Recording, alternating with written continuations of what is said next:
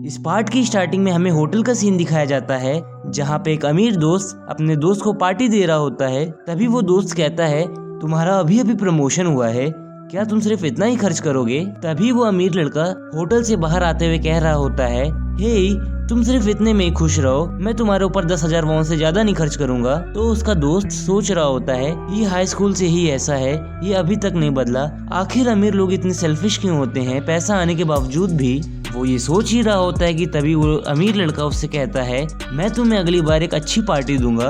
तभी वहाँ से कैंग पिल्डो गुजरता है और वहाँ पे एक बंदा नोटिस कर लेता है। वो अपने दोस्त से कहता है हे क्या ये वही बंदा है? उसका दोस्त उससे पूछता है कि कौन? तभी वो कहता है याद है क्या तुम्हें 12th क्लास वाली बात? इसने एक बुली की आंख में पेन मार दिया था और कह रहा था कि वो लोग बहुत शोर मचा रहे हैं। तभी उसका दोस्त उससे बोलता है ओ हाँ मुझे याद है, मैंने सुना था कि वो एक प्रोस्टिक्यूटर है, पर वो ऐसी जगह पे क्यों ही रहेगा? तभी वो बंदा कहता है उससे मिले तो जमानो हो गया, वो जरूर ही कोई अच्छी सी जगह में रहता होगा, पर क्या तुम्हें उसका निक नेम याद है? उसका दोस्त उसे रिप्लाई करता है मैं कैसे उसे भूल जाऊं, कैंग पिल्डो द साइकोपैथ। हमें पाश का सीन दिखाया जाता है कि जहाँ पे वही बुली उस बच्चे को तंग कर रहा होता है। वो लड़का कह रहा होता है मुझे माफ कर दो, मैं तुमसे वादा करता हूँ कि कल मैं तुम्हें पक्का ला कर दूंगा। तभी वो बुली उससे कह रहा होता है कि क्या तुमने मुझे चूतिया समझ रखा है? क्यों ना मैं ये सिगरेट तुम्हारी आंख में डाल दूं, तब तुम अगली बार उसे पक्का नहीं भूलोगे। वो लड़का कह ही रहा होता है कि प्लीज मुझ पे रहम करो। तभी वहाँ पे उनके टीचर आ जाते हैं। वो उस बुली पे चिल्लाते हुए कह रहे होते हैं हे तुम वहाँ कर क्या रहे हो? आखिर ब्रेक को खत्म हुए तो काफी समय हो गया है, और क्या तुम स्मोकिंग कर रहे हो? अभी इसी वक्त मेरे ऑफिस में मिलो मुझे। तभी वो बुली अपने टीचर से कह रहा होता है टीचर आप यहाँ पर? मैं तो अपने दोस्त से कह रहा था कि तुम मेरे जिम वाले कपड़े यहाँ पे ले आना, हमारी नेक्स्ट क्लास पीटी की है, तो मैं उसके लिए प्रिपरेशन कर रहा था। तभी उसके टीचर बोलते हैं ओह ऐसी बात है क्या, तो अगली बार से इसे ध्यान रखना। और ये कहते हुए वो वहाँ से चले जाते हैं। तभी वो लड़का सोच रहा होता है क्या मैं तो इससे कभी भी छुटकारा नहीं पा पाऊंगा। तभी वो बुली उस लड़के से कह रहा होता है टीचर ने मुझे कहा कि मैं तुम्हारी देखभाल करूं क्योंकि तुम गरीब परिवार से हो, तुम्हें गवर्नमेंट की तरफ से भी कम सपोर्ट मिलता है ना। वो कह रहे थे मैं तुम्हारी थोड़ी हेल्प करूं ताकि तुम्हारी ज़िंदगी थोड़ी आसान हो जाए, क्योंकि तुम अपने घर का खर्चा पानी खुद ही संभालते हो, है ना? तुम्हारी वो अंधी माँ, मैं जानता हूँ वो ज़रूर सोचती होगी तुम संसार के उस हिस्से को देखो जहाँ पे खुशियाँ हों। तुम्हें क्या लगता है? पर ऐसा तो कभी हो ही नहीं सकता, तुम गरीब जो ठहरे। वो कहता है कि तुम ये चूतियों के तरीके चश्मा क्या पहनते रहते हो, और ये कहते हुए वो उसका चश्मा तोड़ देता है। ओहो पहले से ही ज़िंदगी इसकी इतनी ख़राब थी, अब तो इसके लिए और भी मुश्किलें आने वाली हैं। ये सब कहते हुए वो लोग वहाँ से जा रहे होते हैं। तभी वहाँ पे कैंग पिल्डो की एंट्री होती है। वो उन कूड़े के ढेर के पास आके बोलता है कि तुम मेरे सामने से हट जाओ, मुझे यहाँ पर कूड़ा फेंकना है।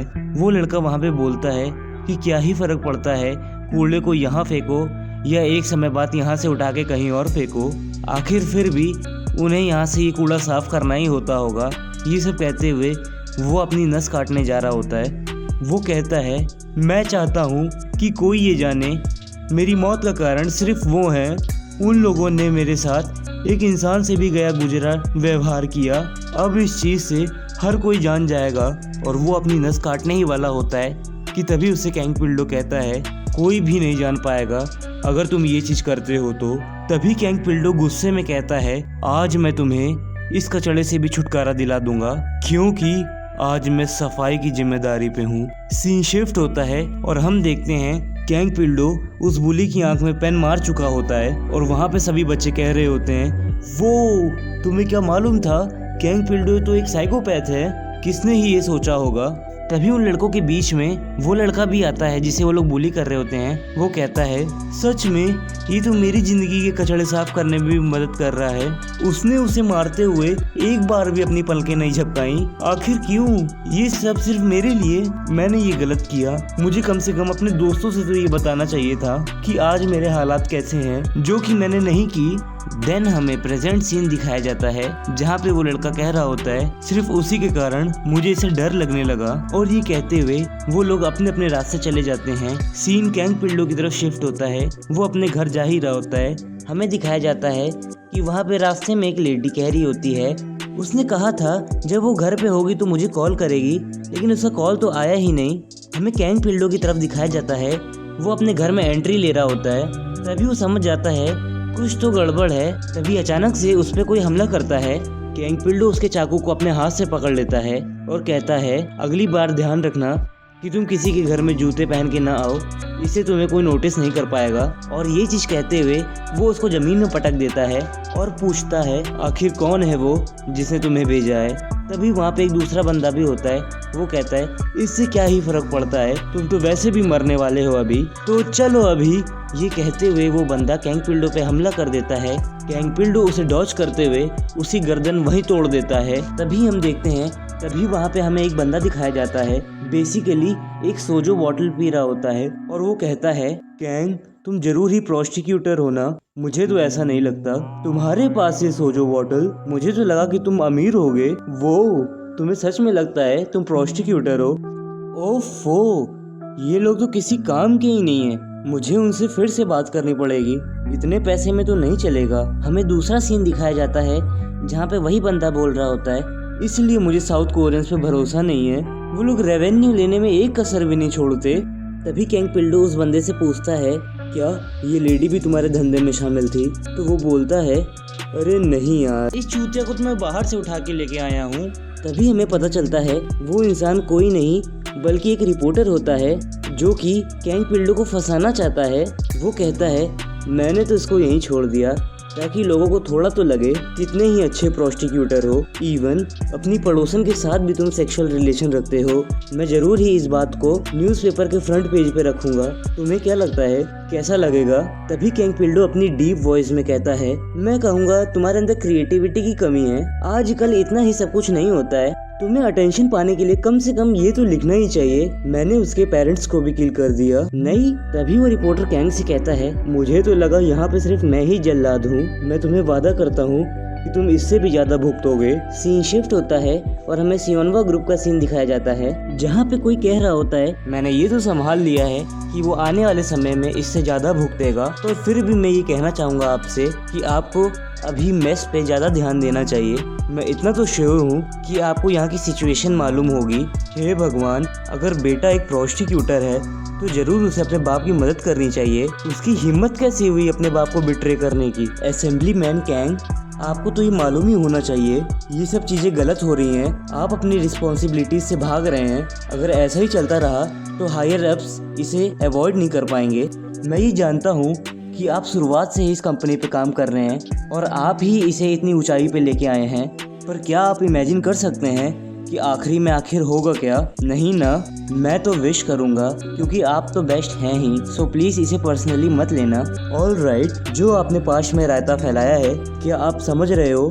मैं यहाँ मजाक नहीं कर रहा। तभी कैंग पिल्डो का फादर बोलता है मैं इन सबको मजाक में नहीं ले रहा, मैं तुम्हें बताऊंगा कैसे ऊंचाइयाँ छुई जाती हैं। जैसा कि तुमने कहा ये चीज सबसे आसान है, जो भी मेरे रास्ते में आता है मैं उसको क्या कोई एक्सपेक्टेशंस ही नहीं है कि मैं उसकी फैमिली को भी छोड़ दूं। तुम्हें इस चीज की चिंता करने की कोई जरूरत नहीं है, तो बस मेरे रास्ते में मत आ जाना। कैंग पिल्डो का फादर उस बूढ़े आदमी से कह रहा होता है। तभी वो असेंबलीमैन कहता है जरूर मैं अच्छे से समझ गया हूँ, मैं ये आपके लिए अच्छे से कर दूंगा, आपको इस बारे में सोचने की कोई जरूरत नहीं है, मैं उन्हें अभी वापस बुलाता हूँ। और ये सब कहते हुए वो असेंबलीमैन एकदम से डर जाता है। सीन कैंग पिल्डो की तरफ शिफ्ट होता है। हम देखते हैं कि कैंग पिल्डो ने उस रिपोर्टर को भी मार दिया। उस रिपोर्टर मैन के फोन पे उस बूढ़े असेंबली मैन की कॉल आती है। हे बेवकूफ, तुमने इतनी देर में जवाब क्यों दिया और क्या हुआ उसके साथ? तभी वो ओल्ड मैन समझ जाता है और कहता है मिस्टर कैंग आपके लिए कॉल है, वो आपसे बात करना चाहता है। मिस्टर कैंग कहता है ये मैं हूँ, तुमने जरूर से ही ज्यादा मेहनत नहीं करी होगी प्रोस्टिक्यूटर बनने में, क्योंकि तुम इतनी स्मार्ट नहीं हो कि ये बात समझ सको।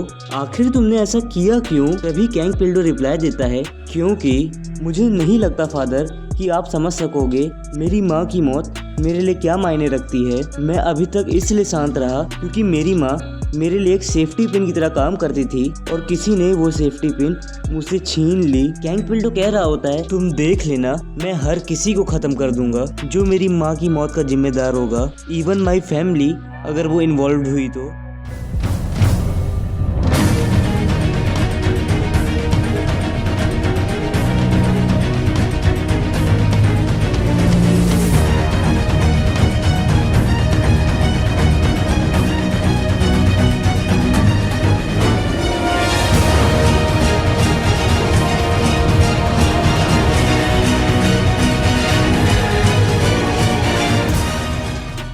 तभी कैंग पिल्डो का फादर उससे कहता है, तुम तो एक छोटे बच्चे की तरह एक्ट कर रहे हो।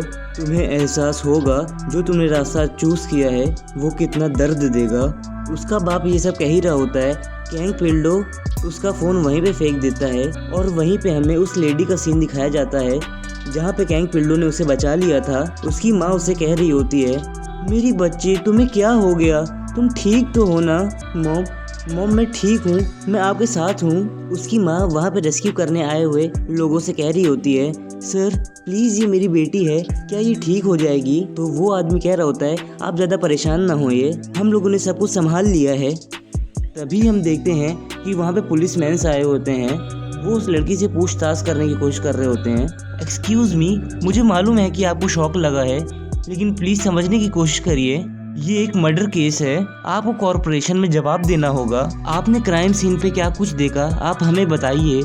वो लड़की डरते हुए कहती है, मैंने वहाँ पे 3 लोगों को देखा, मुझे ढंग से याद नहीं है क्योंकि मैं वहाँ पे बहुत डरी हुई थी, पर मुझे याद है कि वहाँ से एक पर्सन जिंदा लौटा था। तभी वो पुलिसमैन उससे पूछते हैं, जिंदा लौटा था, कौन था वो, तुम्हें याद है क्या। वो लेडी कह रही होती है, वो एक यंग मैन था, काले बाल, ब्लैक सूट में, और मुझे फर्क नहीं पड़ता, उसने मेरी जान बचाई है। बैक सीन में हमें दिखाया जाता है कैंग पिल्डो अपने आप को कोस रहा होता है, मैं एक अच्छा बेटा ना हो सका। सो यस गाइस, इसी के साथ ही पार्ट 2 एंड होता है। Thanks for watching.